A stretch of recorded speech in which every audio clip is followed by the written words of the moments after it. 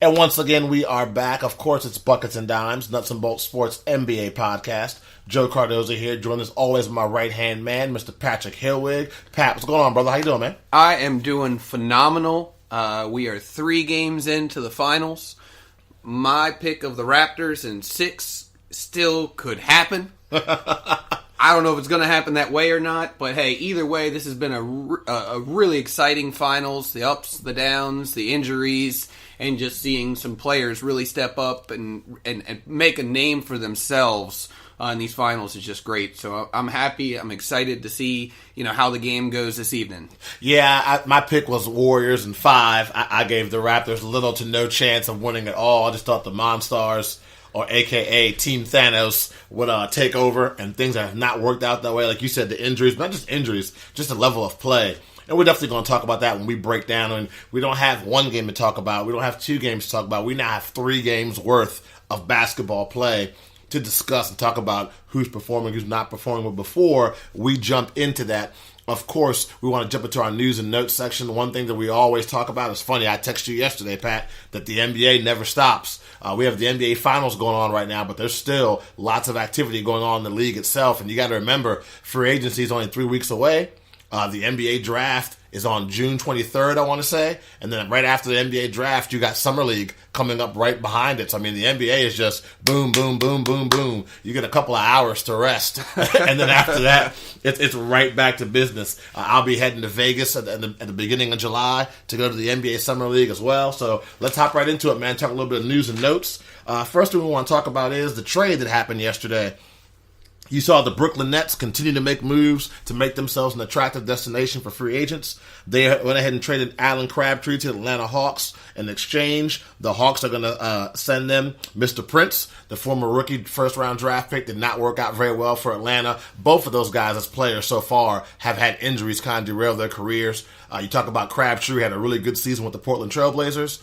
Had that really good season with the Portland Trailblazers. Got an offer sheet from the Brooklyn Nets. We thought Portland was going to match that offer sheet, decided to let him go, flourishing off the court so far since he's gotten to Brooklyn. But as far as on-the-court performance, not exactly what they're looking for. The biggest 2 takeaways I get from this trade, Pat, before I get your thoughts, is one, obviously, Brooklyn Nets now have $46 million in cap space if they don't re-sign D'Angelo Russell, which makes them eligible to be able to sign 2 max contracts. If they do decide to sign D'Angelo Russell, they have enough money left over to get 1 max player, which is still better than 0. And then the other thing that stands out to me in this trade is, don't look now, but the Atlanta Hawks have the chance to really be a factor in the East for a long time. This team now has 3 picks in the first round. We're talking about the 8th, the 10th, and the 17th pick overall. Are they going to hit a home run on all 3 picks? You, as an Atlanta Hawk fan, you hope they will. But me being a realist, I think they're probably, if you get 2 out of 3 right, I think you did a really good job. If you get all 3 right, even better. We've been talking about the last couple of shows. You and I are both fans of Trae Young. We're also fans of Collins down there in the ATL. They're building some things down there in Atlanta. And with 3 first-round draft picks, the ability to go from a laughing joke in the East to being a playoff contender is pretty easy. Yeah, and they potentially have another 3 in 2020. They actually own the Cleveland Cavaliers' top 10 protected pick as well. Also, they've got spots 35, 41, and 44 in the second round of the 2019 draft. I mean, it's just incredible what their front office put together. We see what they did with Trae Young, with the trade that they made last year for Luka Doncic, the trade picks and back and forth, and what it really has, how it's reinvigorated that team. Yeah, that city. I mean, it's put them back on the map, if you want to call it that way. I mean, seriously, what in the Eastern Conference, really, when have we talked about teams like the Orlando Magic making the playoffs, the Atlanta Hawks, being a team that could make the playoffs? And I think they're really, really, really ramping it up. LeBron James left the East. Look what happened. Everybody said, all right, I'm going to take the throne because, clearly we see that the Celtics weren't able to take the throne. That was a mess.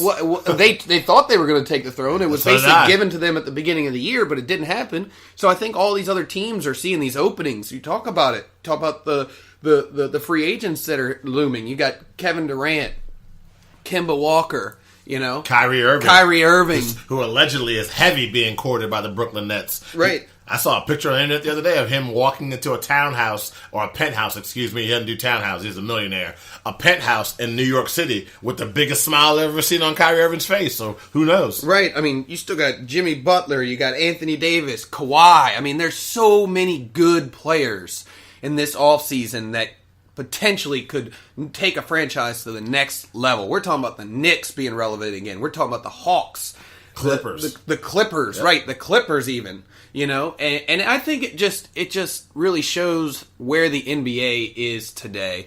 And it just shows that, hey, you know, even though you might think that this franchise is in the gutter, they already know.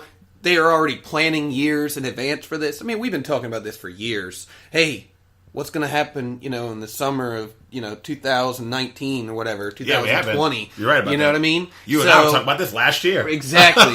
So we knew it was coming, and, the good thing is that a lot of these franchises really played their cards well, and I think the Hawks and I think the Nets right now are two of the top ones in that trade, making that trade, because, look at all the picks and look at all the room that the Nets now have to sign a couple of franchise players. Now, my question to you would be, if you're the Brooklyn Nets, because I know my answer, and I'll share mine after I get your thoughts. Okay. What are you doing with D'Angelo Russell? After the season that he just had, are you re-signing D'Angelo Russell, or are you using that money to get two franchise-changing max players and rolling your cards that way? What are you doing? Is Russell staying, or is Russell going?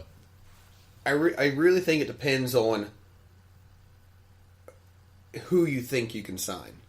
Because obviously, if Kyrie Irving comes there, Russell's gone. I mean, you don't think they can play together? Because I do. Really? I'd keep D'Angelo Russell. I saw enough this season to just go after one max player. But don't you think that being a guy that where he kind of was struggling for a while, and then he came to the Nets, and he struggled for a little bit, but he turned his game around, he turned the season around. Don't you think that might mean he's worth a lot more now?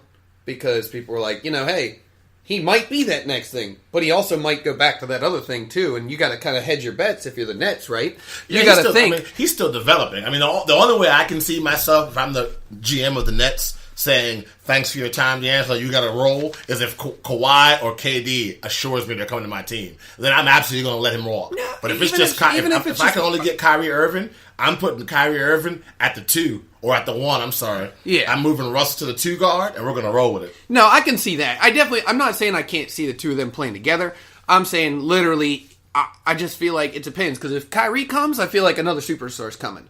But they could just get Anthony Davis, or they could just get Kawhi or Durant. They could just get one of them. They don't have to get, they don't have to get two of them. I mean, so, you're right, though. I think that Russell is just that good, and the talent is there.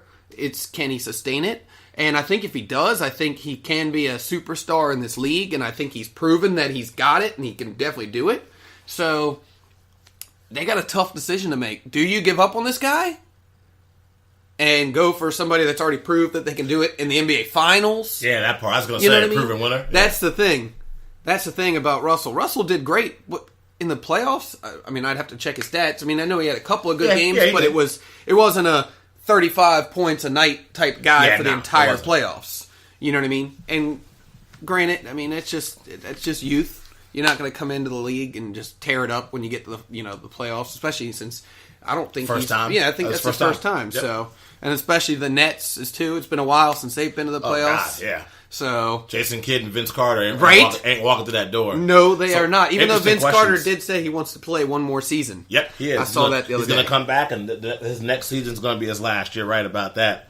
So we definitely got some major moves going on there. We also have to mention, before we get too deep into the show, a guy that you and I both grew up watching play basketball. He changed so much in the NBA, from dress to play to everything. I mean, it's 2019, and this guy is still an icon. Will always be an icon, not just for old heads like us, but even the younger generation remembers him. That's Allen Iverson.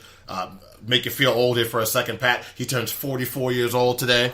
So you want to wish AI a happy birthday. I feel like it was just yesterday. I was watching that Reebok commercial with him and Jada Kiss, but apparently that was a long time ago. It wasn't just yesterday.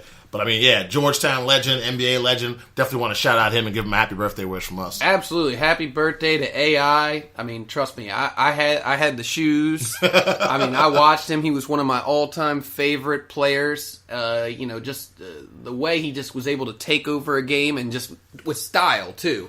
You know what I mean? He was the first herky-jerky, that crossover. It wasn't even just the crossover. It was just the handle that he had and how smooth it looked. It wasn't like, it was awesome, and I loved it. And I remember, and you just showed me before the show, you were talking about the NBA 2K. I guess he was the first one on the cover.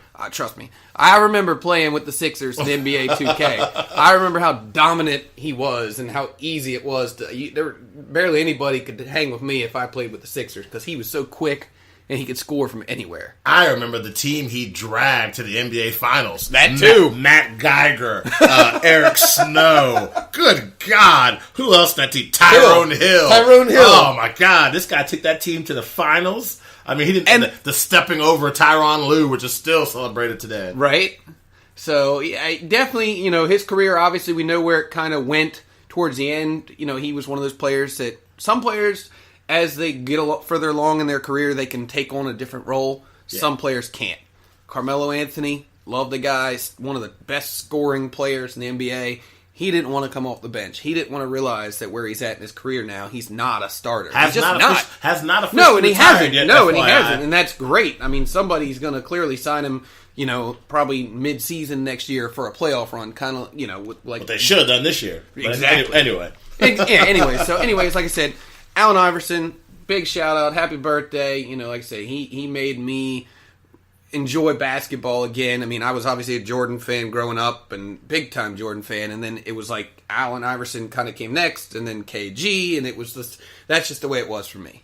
Nah, definitely a guy that we will never forget, and people forget too. Barely 6 feet tall and dominating basketball games at under 6 feet. Whether it's on not the greatest jump shot, but he made him when it counted. And just so many ankle-breaking moves and great highlights. A guy that played with passion, definitely left it all out in the court. So we were not going to have this podcast without mentioning Allen Iverson, especially on his birthday.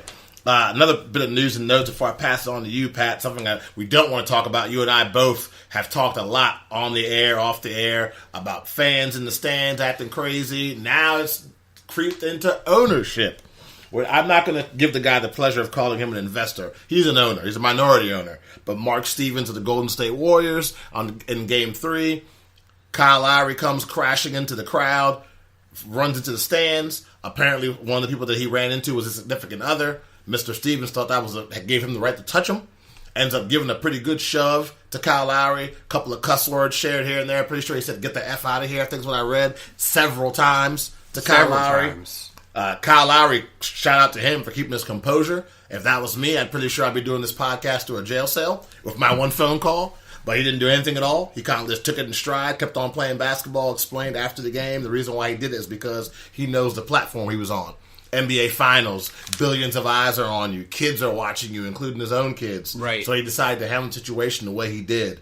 Props to Kyle Lowry for handling it that way. The NBA reviewed the situation. So far, what they've come up with is he has been banned for a year and fined $500,000 by the league. My question to you, obviously, Patrick, is your thoughts on the situation, and also, did the NBA do enough?